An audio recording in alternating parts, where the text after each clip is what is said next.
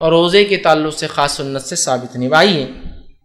تیسرا کام جو رجب میں ہوتا ہے، بڑے دھڑلے سے ہوتا ہے اور ڈٹ کر ہوتا ہے، وہ کیا ہے؟ وہ یہ ہے کہ رجب کی 27 کی رات کو خاص طور سے شب معراج منایا جاتا ہے۔ الاسراء والمعراج، مسجد سج رہی ہے اور تیاریاں ہو رہی ہے، اور بہت سارے لوگ سال گزرنے کے بعد رجب کی 27 کو ان کو یاد آتا ہے اپن مسلمان ہیں، اب رمضان نزدیک آ رہا ہے، اب مسلمان ہیں، اپن نمازیں شروع کرنا رجب آ رہا ہے، پھر 15 کو ایک اور نئی رات مناتے ہیں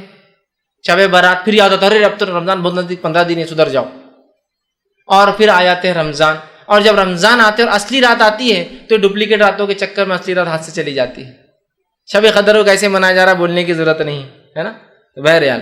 تو رجب میں ایک فضیلت جو اس کی بتائی جاتی جو ہے نہیں، وہ کیا ہے کہ اس میں ایک رات ہوئی جس میں آپ صلی اللہ علیہ وسلم نے سفر کیا، اور وہ جو ہے مسجد حرم سے مسجد اقصیٰ گئے، پھر مسجد اقصیٰ کے آسمانی سفر کیا۔ یاد رکھیے یہ رات تو ہوئی، کب ہوئی وہ نہیں پتا ہے ہم کو، 27 خاص نہیں، کب ہوئی نہیں پتا ہے، یہ واقعہ صحیح ہے کہ آپ صلی اللہ علیہ وسلم کو معراج ہوئی، ٹھیک۔ اب بہت سے لوگ ہوتے ہیں وہ بولتے ہیں کہ جو ہے قرآن کے اندر معراج کا تذکرہ ہے، قرآن کے اندر معراج کا، اس لیے ہم منانا چاہیے۔ قرآن کے اندر الحمدللہ معراج کا تذکرہ کہیں بھی نہیں ہے۔ قرآن کے اندر تذکرہ اسراء کا ہے، قرآن کے اندر تذکرہ اسراء اور معراج کیا ہے بتا دیتا ہوں۔ اسراء کہتے ہیں اس سفر کو جو آپ صلی اللہ علیہ وسلم نے مسجد حرم سے مسجد اقصیٰ طے کیا، یہ اسراء، اور معراج کہتے ہیں اس سفر کو جو مسجد اقصیٰ سے آسمان ہو۔ معراج کا مطلب ہوتا ہے چڑھنا، سیڑھیاں اوپر کی طرف جانا، وہ تذکرہ ہے۔ تو قرآن نے کہیں بھی معراج کا تذکرہ نہیں کیا، اسراء کا کیا۔ سبحان الذی اسریٰ،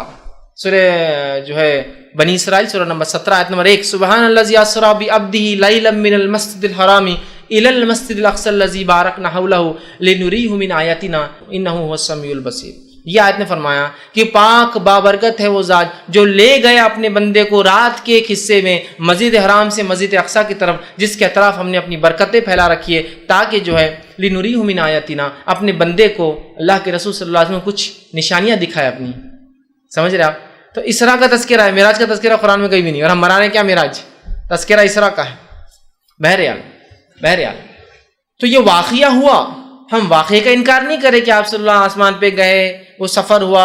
آپ مسجد حرم سے اقصیٰ گئے، آپ نے نماز پڑھائی وہاں امام انبیاؤں کو، وہاں سے پھر جبرائیل علیہ السلام سفر کر کے آپ کو براق میں بٹھا کر آسمانوں کی طرف لے گئے، پہلے آسمان، دوسرا آسمان، تیسرا آسمان، چوتھا آسمان، پانچواں، چھٹا، ساتواں آسمان پہ گیا، اللہ آپ سے ہم کلام ہوا، آپ کو کچھ آیتیں جو ہے سورہ بقرہ کی 2 آخری آیتیں دی گئی، اللہ رب العزت سے کلام ہوا، ابراہیم علیہ السلام سے ملاقات ہوئی، بہت ساری باتیں اس کے اندر آتی ہیں، ہم انکار نہیں کرتے ان کا،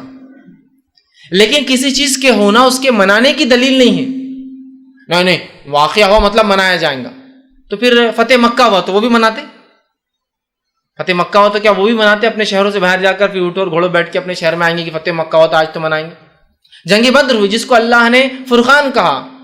یوم الفرقان تھا، اس دن اللہ نے فرق کر دیا کفر میں اور توحید میں، تو کیا اس دن بھی ہم منائیں گے، چپ چپ باہر جا کے جنگ لڑیں گے ایک دوسرے سے، اور کچھ لوگ اور بولیں گے ہاں یہ یوم الفرقان تھا، فتح مکہ منائیں گے کیا؟ ہوا نا۔ اسی طرح اللہ رب العزت نے صلح حدیبیہ کو کہا، اللہ کے رسول کو جب صحابہ ناراض تھے کہ کیوں آپ نے صلح کی، ہم لڑتے تھے ان سے، اللہ نے کہا کہ ہم نے آپ کو جو ہے فتح مبین عطا فرمایا، انا فتحنا لک فتحا مبینا۔ صحابہ سمجھتے ہار ہے، اللہ کہہ رہا ہے ہم نے آپ کو کھلی کامیابی دی، اور بعد میں پتہ چلا جو صلح حدیبیہ کا کیا فائدہ ہوا۔ تو اب صلح حدیبیہ بھی منائیں گے نہیں، اس دن اللہ نے کہا کہ یہ تو فتح مبین ہے، اور یہ یوم الفرقان ہے، شب جو ہے جنگ بدر، اور اسی طرح فتح مکہ ہوئی، اسلام کو غلبہ ملا تو وہ منائیں گے، ایسا کریں گے۔ پھر اللہ کے ہجرت کر کے گئے تو ہم بھی سب کہیں تو بھی جا کے آئیں گے، کریں گے کہیں، چیز کا ہونا منانے کی دلیل نہیں ہے۔ تو یہ ہوا واقعہ، اس واقعے کی اگر تفصیلات آپ دیکھنا چاہتے ہیں تو میرا اس پہ ایک مفصل 2-2.5 گھنٹے کا ایک بہت تفصیلی عنوان ہے، شب معراج کی حقیقت اور ہماری بدعتیں، یہ آپ دیکھ لیں۔ اس کے بعد شب برات آئیں گے، اس پہ میرا ایک لیکچر ہے، شب برات کی حقیقت اور ہماری بدعتیں، اور تیسری رات جو منائی جاتی ہے جو حقیقی ہے اس کے اوپر ہی میرا ایک لیکچر ہے، شب قدر کی اہمیت اور ہماری غفلتیں، اس کو ضرور آپ دیکھیں۔ تو شب معراج کی حقیقتیں اور ہماری بدعتیں، اس میں نے بہت تفصیلی رکھا ہے کہ کسی چیز کا ہونا منانے کی دلیل نہیں۔ بہرحال تو اب اس رات کو یاد رکھیے، اس رات کو نبی اکرم صلی اللہ علیہ وسلم کے ساتھ وہ معجزہ ہوا جو آپ لے گئے، یہ رات 27 رجب تھی، اس کے بارے میں کوئی دلیل ثابت نہیں ہیں۔ اس معاملے میں امام نووی رحمہ اللہ نے 10 اقوال نقل کیے، 10 الگ الگ قول علماء کے نقل کیے، جن کے اندر سے ایک یہ ہے کہ جس سال آپ کو نبوت ملی اس سال یہ رات ہوئی، دوسرا قول یہ نبوت کے 5ویں سال، تیسرا قول یہ نبوت کے 8ویں سال، نبوت کے 10ویں سال، ہجرت سے 8 مہینے پہلے، ہجرت سے 16 مہینے پہلے، ہجرت سے 12 مہینے پہلے، ہجرت سے 14 مہینے پہلے، 8 12 14 اور 16 مہینے پہلے ہجرت سے، ٹھیک۔ کسی نے کہا رمضان کے مہینے میں ہوئی، کسی نے کہا یہ رجب کے اندر ہوئی، کسی نے کہا یہ شعبان میں ہوئی، کسی نے کہا یہ محرم میں ہوئی، کوئی قول نہیں۔ تاریخ کے معاملے میں اختلاف، کب ہوا اس میں بھی اختلاف، اور صحابہ میں سے بہت کم اقوال اس تعلق سے ملتے کب ہوا، یاد رکھیے۔ تو یہ رات کب ہوئی اسی کوئی دلیل نہیں۔ اب ہم نے دیکھی، میں ہمیشہ کہتا ہوں کہ بہت ساری باتیں ایسی ہے جو کس کو نہ پتہ چلی، شاید اللہ رحم کرے ہم پر، اللہ معاف کرے، شاید جبرائیل علیہ السلام نے آ کر ہندوستانی پاکستانی لوگوں کو بتا کے چلے کہ تمہارے لیے یہ فکس کر دیا گیا ہے۔ جیسا 27 کو معراج ہوئی، دنیا اختلاف کر رہی ہے، صحابہ میں اختلاف ہے، محدثین میں اختلاف ہے، ہندوستانیوں کو پکا پتہ ہے 27 رجب۔ اسی طرح جو ہے شب قدر کب ہے اس کو تلاش کرنے کا حکم ہے۔ جو آخری حدیث ملتی ہے اس کے تعلق سے وہ یہ ہے کہ اسے رمضان کی آخری عشرے کی طاق راتوں میں تلاش کرو، مطلب 5 میں سے کوئی ایک شاید۔ دیکھیے نا، یہاں اختلاف ہے، یہ رات کب ہوئی، معراج کب ہوئی، ہمارے پاس پکا ہے کب ہوئی، 27 رجب۔ آپ 27 رجب کو بہرحال دیکھیے، کسی چیز کا ہونا اس کے منانے کی دلیل نہیں، اب ہوا اب منانا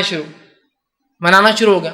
ہے نا۔ کیسے راتوں کو مسجدیں سجائی جا رہی ہے، نہایا جا رہا ہے، تیار ہوا جا رہا ہے، انتظام کیا جا رہا ہے، مخصوص پکوان اور میٹھے، اور ظاہر سے کوئی بدعت بغیر میٹھے کی تو کمپلیٹ ہوتی نہیں ہے، مخصوص میٹھے بنائے جا رہے ہیں، اسی طرح جو ہے مخصوص لباس بنائے جا رہے ہیں، مخصوص رکعت میں تعداد میں راتوں کی نماز، جیسے 100 رکعت نماز، یا پھر ایک نماز ہوتی ہے کہ جو زندگی بھر کے نمازیں چھوٹ گئے، ٹھیک، جو ہے قضائے عمری پڑھی جا رہی ہے۔ اسی طرح جو ہے صبح اٹھ کر پھر 27 کا روزہ رکھا جا رہا ہے۔ یہ تمام کام بدعت ہے۔ وہ رات ہوئی، وہ واقعہ ہوا، اس کے بارے میں ہمیں فکس نہیں پتا وہ کب ہوئی رات اور کیا واقعہ، مطلب واقعہ تو پتا ہے لیکن وہ رات کب ہوئی، کس مہینے ہوئی، کس سن میں ہوئی، ہمیں نہیں پتا۔ لہٰذا اس رات کو یاد کر سکتے آپ کہ وہ واقعہ کیا تھا، لیکن منانا یہ بدعت میں شامل ہوگا۔ تو آپ دیکھیں کس دھڑلے سے اس رات کو منایا جا رہا ہے، جبکہ اس معاملے میں کئی اقوال صحابہ کے موجود ہیں اور کئی اختلاف اس معاملے میں جو ہے موجود ہے، لیکن اس کے بعد بھی 27 کو مخصوص منایا جا رہا ہے۔ مولانا عبدالحی لکھنوی رحمہ اللہ اس تعلق سے فرماتے ہیں، اور وہ کہتے تھے یہ جو بلاد ہند میں، مطلب ہندوستان کے اندر، وہ کہتے ہیں بلاد ہند میں مشہور ہے کہ شب معراج کی صبح کو روزہ رکھنا 1000 روزوں کے برابر ہے، تو یہ بالکل بے بنیاد اور بے اصل ہے۔ سمجھ رہے ہیں؟ تو یہاں ہم دیکھ رہے ہیں لوگ پتہ نہیں کیا کیا اس میں منا رہے ہیں، رات جاگتے ہیں، دن روزہ رکھتے ہیں، 1000 مہینوں کا ثواب، 1000 سال کا ثواب، 120 سال کا ثواب، پتہ نہیں کیا کیا باتیں بیان کی جا رہی ہیں۔ تو یاد رکھیں اس مہینے میں یہ رات معراج جو ہے یہ ہوئی، لیکن یہ کب ہوئی یہ ہم نہیں جانتے، واللہ عالم، اللہ بہتر جانتا ہے کہ یہ رات کب ہوئی۔ یاد رکھیں آپ، لیکن ہم مخصوص کر کے دیکھیے کیسے اعمال کر رہے ہیں، کیا کیا افعال کرتے ہیں۔ اور یاد رکھیں جب ہم بدعتوں میں چلے جاتے ہیں، جب ہم بدعتوں میں پڑ جاتے ہیں تو پھر یاد رکھیے معاملہ پھر وہ اتنی گہرائی میں جاتا ہے کہ پھر وہ بدعتیں کہیں رکتی نہیں۔ تو لہٰذا رجب کی 27 کو شب معراج خاص منانا یہ بدعت ہے اور شریعتاً یہ غلط ہوگا۔ اس رات کا جاگنا بھی ثابت نہیں، اس میں کوئی خاص روزہ ثابت نہیں۔ کوئی آدمی روز رات میں جاگ کے عبادت کرتا ہے تو وہ بھی کر سکتا ہے، اور کوئی روزہ رکھنے کا عادی ہے اور وہ رکھتا ہے، جیسا کہ مثال تو جمعرات اور پیر کا روزہ رکھتا ہے اور اس دن ہی جمعرات آ جائے تو الگ بات ہے، لیکن خاص طور سے کرنا یہ بدعت میں شمار ہوگا۔ اب اور ایک کام جو اس رجب میں کیا